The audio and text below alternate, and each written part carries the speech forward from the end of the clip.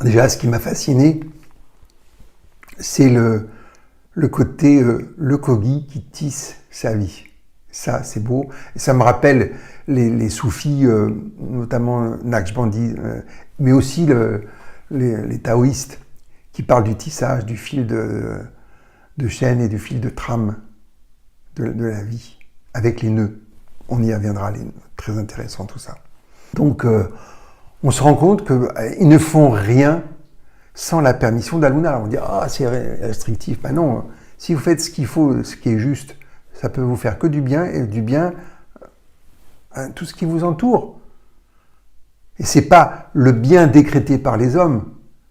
C'était ça aussi que disait Éric Julien. Il disait, mais nous, comme on prend la terre comme une ressource, on crée des lois en fonction de nos besoins, de nos désirs, de nos finalités, et on exploite. Alors, parce que là, eux, c'est non, ben non, attendez, il y a des principes, il y a des lois cosmiques, universelles, naturelles, on les connaît, on les applique, on les adapte, parce que c'est comme c'est du vivant, c'est en mouvement continuellement, et on est juste. Alors, et eux-mêmes, ils disent, mais surtout, faites pas comme nous, hein. Faites comme vous savez chez vous, en vous. Vous avez la connaissance. D'où l'idée toujours de la mystique, c'est de retourner à l'intérieur, en soi, pour trouver tout l'univers et pour retrouver toutes ces fameuses lois, pour retrouver ce qui est juste pour nous. Et ce qui est juste pour nous de cette manière-là a de fortes chances d'être en harmonie avec les autres et l'environnement. Voyez ? Lui, il a compris ça, il est en train de mettre un enseignement à disposition pour essayer de penser à la manière des Kogis, mais pas comme les Kogis. Voilà. Pour trouver ce qui est juste pour nous et bon pour nous. Mais si on se penche un peu sur les peuples premiers, mais aussi sur les initiés, il y a beaucoup d'initiés qui savent tout ça, qui vivent comme cela. Déjà, ne serait-ce que d'aller à l'intérieur, de faire silence, qui parle d'obscurité. Pour eux, l'obscurité est très importante. Mais oui, mais c'est l'origine de la vie. Alors ils disent oui, mais c'est comme dans l'utérus. Voilà, c'est un espace qui est obscur et humide, voilà. Et donc c'est la terre et en même temps l'origine de la vie. Donc on a une connexion à travers ça. Donc bon, après, moi, je vous fais de la philosophie taoïste, on dit oui, c'est le vide médian du cœur, voilà, c'est la vacuité, etc. Et je vous parle de Lao Tse, de Chuang Tse, de Lié Tse. Bon, c'est très savant, c'est bien. Mais en même temps, ces gens-là, ils ont une connaissance directe, c'est ça qui m'intéresse. Ils réalisent quelque chose. Et ils observent le monde aussi. Et en fonction de leur observation et de ce qu'ils sont, ils vont voir de telle et telle et telle et telle manière. Donc c'est pour ça que si chacun fait cela, va à l'intérieur en connexion avec cet esprit, cet Aluna, alors là je vais mettre Aluna parce que c'est le sujet, il va savoir ce qu'il ou ce qu'elle a à faire, ou à ne pas faire. L'acceptation. Vous voyez, et en même temps, c'est une acceptation tout en restant ce que nous sommes. Ils disent, mais la manière quand, par exemple, les forces gouvernementales ou les FARC passaient, nous, on continue nos activités comme si de rien n'était. On est nous-mêmes, on continue nos activités, on ne bronche pas. Donc, ce n'est pas un reniement, l'acceptation de soi, au contraire. Mais c'est une acceptation de ce qu'est l'autre, même des fois un peu barbare, parce qu'ils sont quand même assez barbares les uns les autres, méprisants, clairement. Peut-être pour ça aussi qu'ils ont laissé tranquille. Ils sont pas dangereux, ils sont pas intéressants. Alors bon, des fois ils ont des problèmes avec les compagnies minières qui ont trouvé qu'il y avait des ressources dans la montagne, vous voyez encore. Bon, donc ils s'adaptent. toute l'idée, je trouve, c'est d'être en harmonie donc, avec ces lois universelles, ces principes, et qui fait qu'il y a un respect naturel de la mère Terre, vous voyez, et qu'on fait ce qui est juste. Et après, ils disent, bon, chaque peuple doit apprendre à interagir avec les principes naturels, avec un principe d'équilibre. Mais s'ils le font, l'ordre du cosmos, oui, est maintenu et respecté. Donc, dans la philosophie Kogi, ils disent qu'il y a une trame primordiale, un espace intérieur où tout prend forme avant de paraître. Ça, c'est de la haute spiritualité. Ils disent aussi que la terre-mère, c'est celle qui porte la manifestation, la densité, les cycles. Alors vous voyez, médecine chinoise, moi je connais ça à travers les êtres humains, mais on travaille sur les éléments. Et on dit, mais les éléments viennent de l'esprit. Celui qui vient de l'Est, ben, j'en fais un seulement, voilà. Enfin, il y a l'esprit de l'Est, l'entité de l'Est qui arrive et qui va, au final, vous donner l'élément. Donc un élément, là, c'est le bois, qui va donner tout ce qui est lié au bois. Donc ça, c'est la loi, les principes du bois, et qui va se concrétiser dans le foie, la vésicule biliaire. La partie psychique, qui va être liée à ce qu'on appelle le foie Gan, voilà, qui est un bouclier. Donc, vous voyez bien le foie qui nous défend contre les attaques extérieures. Alors, ils disent des pervers, des hôtes indésirables. Nous, on va dire simplement c'est immunitaire, hein, voilà. Et puis, voilà. Et donc, vous avez comme ça 5 éléments. Le feu, va correspondre au cœur, la rate et l'estomac à la terre, l'eau au rein vessie, et l'air au poumon et à l'intestin, pour les échanges qui ont lieu de la même manière dans ces deux organes.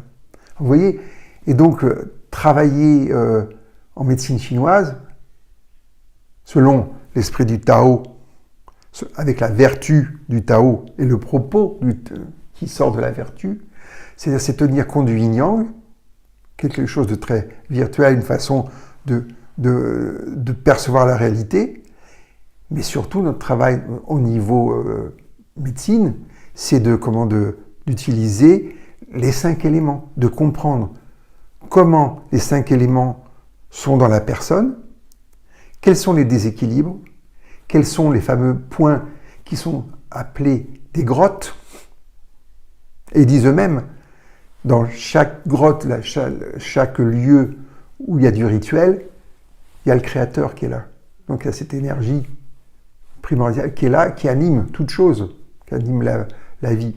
Donc on regarde s'il y a des ralentissements, s'il y a des blocages, comme sur les cours d'eau, comme sur ces lieux qu'il faut libérer pour que l'énergie circule librement et que le territoire soit sain. C'est ce que font les Kogis.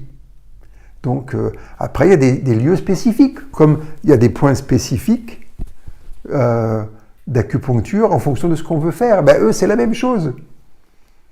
Alors des fois, ils râlent un peu parce qu'ils mettent 2 heures pour aller à un endroit, parce qu'ils ont quelqu'un qui a, je ne sais pas si disputé, par exemple, dans le couple, ils se sont disputés, et puis bon, il fallait demander à l'esprit de tel endroit ce qu'il en est, donc ça fait 2 heures de marche, quoi. Quand même, juste pour une petite chose. Après, il y a des lieux qui sont plus importants, comme en médecine chinoise, qu'on appelle les vaisseaux extraordinaires, les vaisseaux merveilleux, qui utilisent les énergies des grandes profondeurs, et qui n'ont pas de point, ceux-là, mais qui alimentent tout. C'est les nappes phréatiques de l'énergie, qu'on retrouve avec les chakras. Alors, c'est pas le sujet, mais quand je les vois gérer, mais c'est exactement comme un corps, vu d'une manière énergétique. Alors c'est la loi du sang aussi et de l'énergie, du souffle et de l'énergie, du souffle et de l'eau. Vous voyez, la même chose, le yin-yang. Et comment s'harmonise le yin-yang en fonction, on parlait des cycles, il y a des cycles. Il n'y a pas la même énergie en fonction des saisons. Là, actuellement, on est en hiver, hein, on a passé le solstice d'hiver, et les énergies, elles vont en profondeur.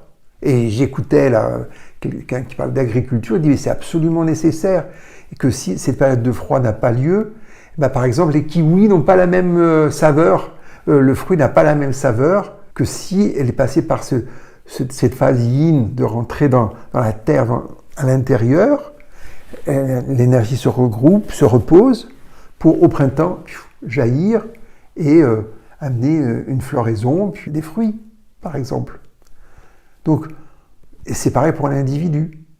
Il va y avoir on le voit bien en ce moment, on a des maladies liées, entre guillemets, au virus et à l'immunité.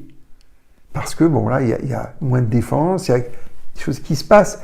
Mais on s'attend, voilà, on fait des vaccinations bon, pour la grippe actuellement, pour lutter contre cela. Bah, l'idée, c'est surtout de renforcer les gens pour qu'ils puissent faire face à n'importe quel virus. Et c'est étonnant, si vous regardez bien, par exemple, les enseignants, quand ils commencent à enseigner, ils sont malades très souvent, surtout avec des petits-enfants qui ont des rhumes, qui ont des tas de choses. Les enfants, ils se créent leur système immunitaire. Quand la carrière avance, ils sont de moins en moins malades. Les enseignants, ils s'adaptent, comme nous les thérapeutes. C'est la même chose. Moi, je suis rarement affecté par des virus. Parce que, à force de rencontrer des petits virus à travers mes patients, voilà, je crée non pas qu'une défense, mais une harmonie avec.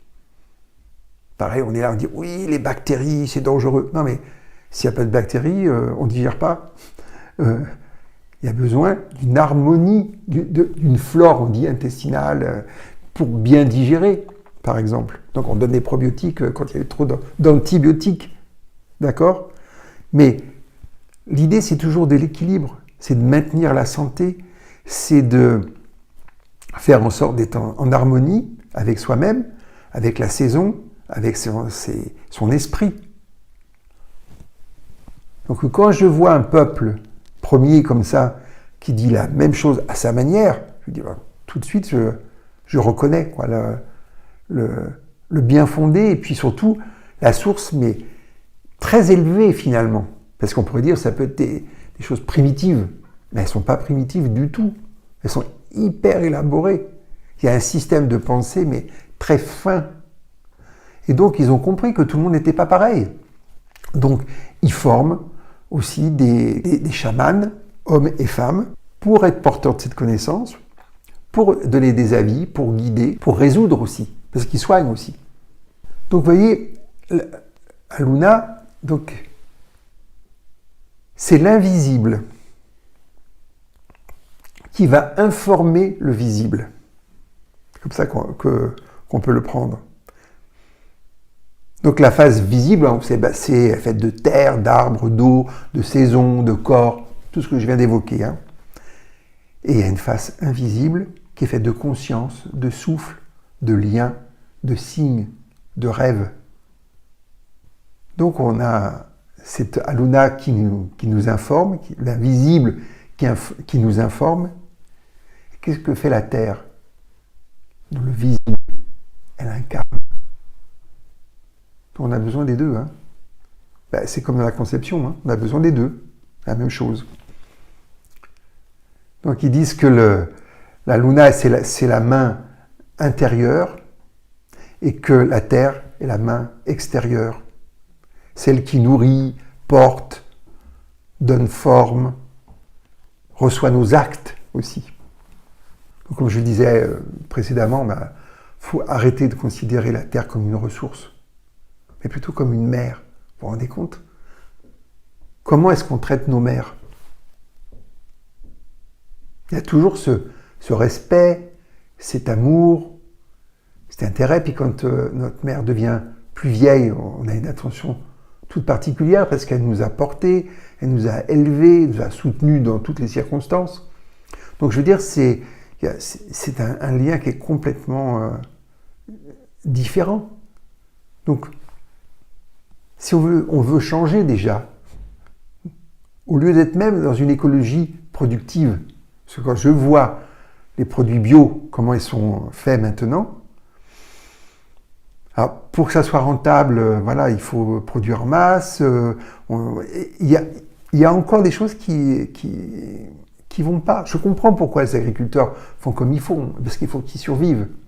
Mais cette notion d'amour, cette notion de j'aime les plantes que je fais pousser, je suis en communication avec, il y a une production, mais ça change tout, parce qu'il y a une énergie, il y a une intention. Vous avez l'intention qui dérive de quoi? De l'attention qu'on a eue avant, et qui fait que, par exemple, Rudolf Steiner a expliqué plein de choses avec l'agriculture vue par l'anthroposophie, qui tient compte de la Lune, ça on le sait, mais de tas de phases en accord, et qui fait que on va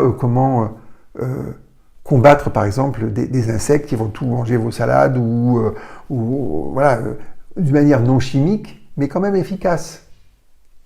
Ça me rappelle une histoire aussi d'Éric Julien qui, à la sortie d'une hutte, il voit des plants de tomates et des tomates par terre. Et puis, elles sont un peu écrabouillées, un peu sentes, un peu, etc. Bon, je dis, mais vraiment, je vais leur expliquer comment on fait pousser des tomates. Donc, il va dans la forêt, il prend des bouts de bois, bon, il les met en vertical, comme ça, puis quand ils rentrent de leur travail, je suppose, il dit, mais qu'est-ce que tu as fait là? Ah ben, c'est comme ça qu'on fait pousser les tomates chez nous. Elle dit, mais t'as pas compris. Ça, ces tomates-là, on les met devant les portes de nos huttes parce que quand elles se décomposent, elles rejettent les insectes hors de chez nous. Ça les tient à distance. C'est pour ça Alors, s'il te plaît, tu peux les remettre comme c'était. Là, il expliquait que, oups, voilà, il avait, voilà. C'est pas faux pour faire pousser des tomates, mais voilà, là encore, on juge les autres à l'aune de nos propres critères, alors qu'ils ont leur raison, peut-être. Peut-être qu'ils se trompent, mais peut-être pas. Vous voyez? Mais voilà, c'est intéressant. Donc, je reviendrai plus en détail sur cela, mais sur la formation des mamas et des Ketas. En gros, déjà, ils considèrent que le mama, ça veut dire soleil, et que Keta, c'est la lune, ouais, déjà, on voit bien. Et donc, ils pratiquent souvent les rituels ensemble, pour qu'il y ait, donc, on avait vu, qu'il y ait ce mélange yin-yang des deux énergies. Mais, ce qui est caractéristique et qui fait bondir à la plupart des gens qui l'entendent dans un premier temps, ils sélectionnent l'enfant qui va être un chaman, donc un mama ou une Keta. C'est Aluna qui peut le dire sous forme de rêve, sous forme d'évidence. Dès qu'ils savent qu'une femme est enceinte, à ce moment-là, et qu'ils vont produire un futur chaman, elle a un régime spécial et le fœtus, donc le bébé dans le ventre de la mère, est déjà enseigné. Mais il est enseigné de manière aussi avec l'idée qu'il y a l'obscurité qui est la source et qui enseigne en lui-même déjà. Mais je pense qu'il y a le développement, hein, on parle de cellules, on va jusqu'à un bébé, hein, en passant par le fœtus.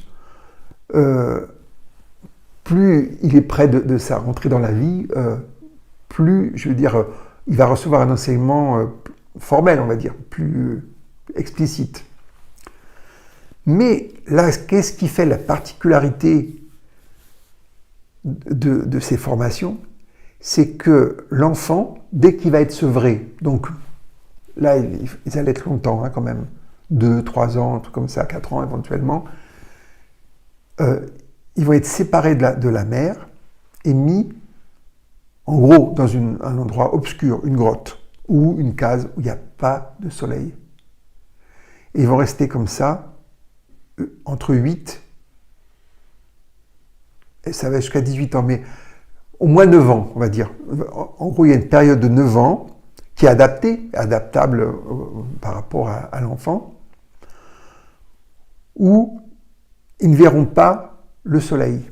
Alors, ils savent très bien la valeur du soleil, je veux dire, mais ils les amènent à aller plus dans l'obscurité pour faire tomber, comme dans une méditation profonde, vous savez, les pensées, les images, pour obtenir une conscience qui va être réceptive, fine, patiente, transparente. En gros, ils sont formés pour être en lien direct avec Alunda. Alors, il y a d'autres façons de faire, c'est la leur. Donc, et apparemment, il y a quand même une certaine efficacité. Donc, ils ont un enseignant seulement, qui est toujours avec, mais ils ne connaissent rien de la nature. Ils ne connaissent pas le soleil, ils ne connaissent pas la lumière. Donc, ils sont quasiment, pas obligés, mais ils vont à l'intérieur. Ils vivent dans le noir. Alors, ils sortent pour faire leurs besoins, pour la nuit. Mais s'il y a une pleine lune ou une lune forte, ils cachent la lumière de la lune. On se dit, oh là là, alors nous, là, l'assistante sociale, on retire la garde aux parents, maltraitance de l'enfant, mais pas du tout. Et ils vont bien. Et la vitamine D, ça va aussi. Vous voyez, c'est autre chose. Là, on est complètement interloqué, on est perdu. Après, on comprend le principe d'aller vers l'intérieur. Et quand ils arrivent vers 9 ans, jusqu'à 18 ans, son enseignant, donc le seul qui l'a accompagné tout le temps et qui lui a appris aussi les connaissances, la tradition et surtout à percevoir directement, l'introduit dans le monde, c'est-à-dire dans la nature. Mais il va aborder la nature par l'esprit, puisqu'il ne connaît pas la forme vraiment. Donc il connaît par l'esprit. Donc il va rentrer en contact avec l'esprit des arbres, l'esprit des rivières, l'esprit des pierres, de tout ce qui existe. Donc c'est une façon différente d'observer. Puis après, ils vont être amenés sur les sites sacrés, qui sont des sites, des centres à la fois de vide, où il y a, on a dit, l'énergie du Créateur qui est là. Et ils vont apprendre leur travail, c'est-à-dire comment on dégage, comment on favorise, comment on aide au lien entre le ciel et la terre, pour parler à la taoïste. Donc, ils apprennent leur métier. Et ça prend 18 ans. À 18 ans, c'est ce qu'on dit pour former la base. En gros, ils ont le bac, et avec le bac, on n'a rien, mais sans le bac, on ne fait rien. Donc, et puis il y a d'autres qui continuent encore 18 ans. Donc ça veut dire 36 ans. Ils sont formés jusqu'à 36 ans, et ça, j'en parlerai spécifiquement, c'est les super mamas, d'accord, qui vivent en altitude, complètement isolés. Mais en même temps, quand vous regardez les traditions spirituelles, pour former un initié qui va devenir maître, c'est le temps qu'il faut. Il y a toujours au moins 30 à 40 ans avant que la personne puisse elle-même enseigner, guider d'autres. Donc, on retrouve quand même il y a des critères qui ressemblent à cela. Quand donc l'initié, c'est un initié, revient dans le monde visible, on lui dit qu'il a une responsabilité. Il y a une responsabilité. Et là, elle est vaste. Nous, on est responsable de notre survie, en gros, et de nous en sortir. Là, non, c'est une plus grande responsabilité.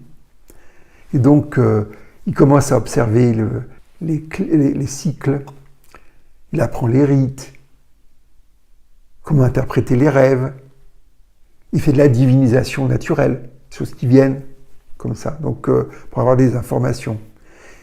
Et donc, il prend sa place dans la communauté, seulement à ce moment-là. Et là, il va participer aux décisions, au maintien de l'équilibre, au lien avec les ancêtres. Donc vous voyez, le travail de ces chamans, c'est principalement de maintenir un équilibre entre les dimensions spirituelles et matérielles. Et surtout, de régler, mais d'éviter des dissonances, des dysfonctionnements. Ils font de la prévention, hein. Chaque action, peut-être pas du quotidien, mais demande une autorisation à la Luna, en accord avec les lois et les principes de la Terre. Ils ne doivent pas faire beaucoup d'erreurs, je pense. Hein. Et aussi, ça va plaire à Jung, ils sont très connectés à la synchronicité, aux coïncidences. Parce que pour eux, tout est en corrélation. Même des conflits, des accidents, et c'est en relation avec la Terre et les lieux. Donc, tout est un signe. C'est fou, hein? Donc, ils décryptent, et ils aident à décrypter. Alors, c'est intéressant, parce que le Kogi de base, lui, il a ça aussi. Il n'a pas la super éducation, mais il a cette éducation. Ça veut dire que quand on le voit avec le Poporo, toujours en train de faire c'est qu'ils veulent être en contact permanent avec Aluna. Quand vous voyez les femmes de tous les âges qui sont en train de tisser et de coudre avec des points les plus fins possibles, des sacs qui correspondent à la trame, elles font ça très souvent, en continu. Et ils n'ont pas la télé, hein, là. Donc, voilà, Et donc, ils ont cette conscience-là, ils ont cette connexion. Puis après, il y a ceux qui qui ont été formés pour être plus fins. Après, j'ai remarqué aussi, ils ont des lieux qui sont sacrés, mais spécifiques. Des lieux qui vont travailler sur le général. Et d'autres, des choses très particulières, mais là, en général, c'est caché. Mais ça leur permet aussi de voir quand il va y avoir des tremblements de terre, des effondrements du terrain, des tsunamis, des choses comme ça, et d'agir dessus.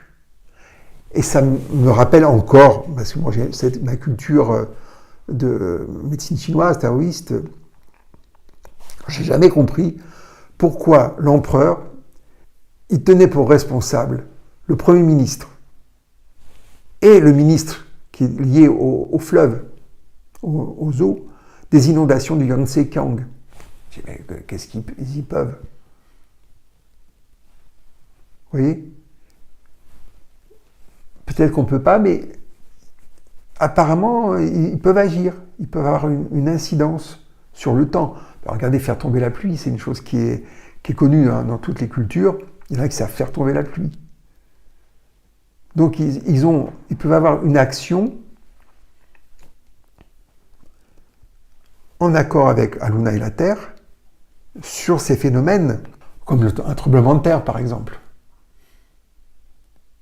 Alors bon, on va te dire, ouais, le tremblement de terre, c'est le chien qui s'ébroue pour se libérer de ses puces, quoi. Mais bon, c'est une façon de le dire. Mais voilà, qu'est-ce que ça peut être? Est-ce qu'on peut modérer la chose? Mais là, en gros, ce qu'il nous dit, c'est que notre façon de vivre sur Terre a des répercussions sur la profondeur de la Terre, l'esprit de la Terre, le feu, tout ce mouvement-là de magma, tous les continents qui bougent, le mouvement des continents, ça a été mis en lumière.